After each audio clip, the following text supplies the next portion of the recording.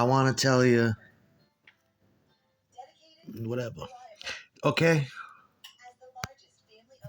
I want to tell you a little thing about the state of consciousness. When I was in a band once, I used to go to this particular studio where I think the guy was a Mason, but he was also, when I met him, he was a straight business guy, and it was clear to see he was a Mason from all the symbols all over his house, and he had really good ethics, and he had little plaques on the wall that would define what good business was. And he was the kind of guy where I could pay, I forget, I think it was $15 an hour back in my day. And he had a full digital studio. It was one of the first ones ever. We went there in 94, I think. It was only 8-track, but it was digital. And believe me, it was cutting edge. And he had outboard gear like you wouldn't fucking believe. You know, the reverbs we used were Sony made them. I never seen anything like that since, but I remember seeing Sony written on the outboard gear. And he had a Neumann compressor and some mics. He didn't have a lot of mics, but we came and we tore it up. But I seen him again after a couple years after we started going to another studio, and he had changed his life around. And he was a burnout, and he was starting to grow long hair, and he was in a band with a guy that sang reggae, and he could talk to reggae, like everything's Irie. And he, shit like that. And he'd say shit like that. He'd say like, "Oh, have mercy, boots," shit like that. Just talking that Jamaican talk, and it rubbed off on him. And I seen him again, and he handed me this demo that he had, and it was called Oya Conscious. And we brought it home. We got stoned, and we brought it home to my band. I'm like, this is what our producer's been doing. This is his new band. And we listened to it, and it was talking about the state of consciousness, aware of and responding to one's surroundings, awake.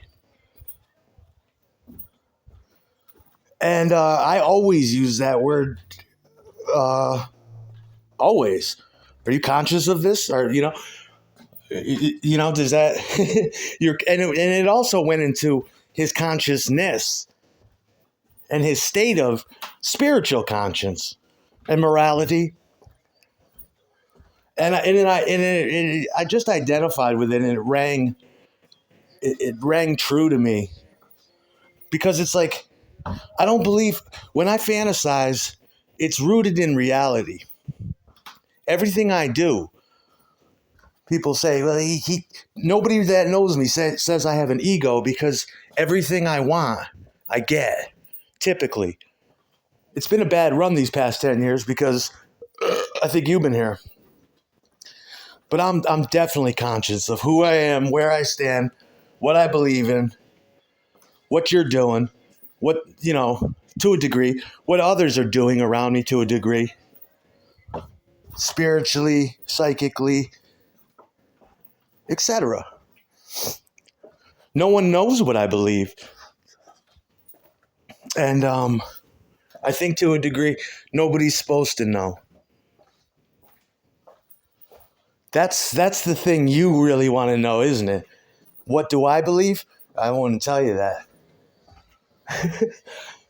But I sometimes I believe I'm the best motherfucker in the world. That's how I feel sometimes. Because you got to believe that. And you got to know what your limitations are. I've been able to grow with myself through the years and realize what changes and where I am now. Yeah. What I believe, I'm going to fall ass backward into pussy and a little bit of money and probably a little music. A little something. Something, and if it's not that, it'll be something equal to or just as satisfying. I don't know what everybody else is doing because I'm not psychic. And I guess that's what makes a good psychic.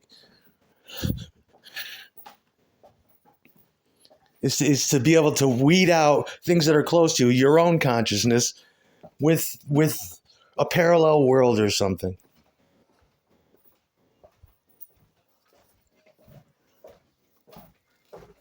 What's the name of this game?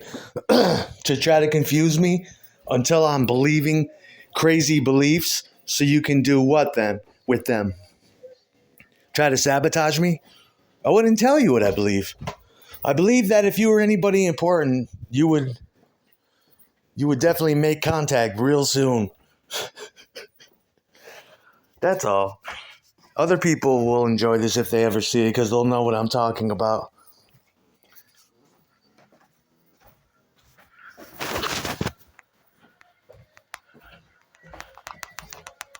Stop, fucker.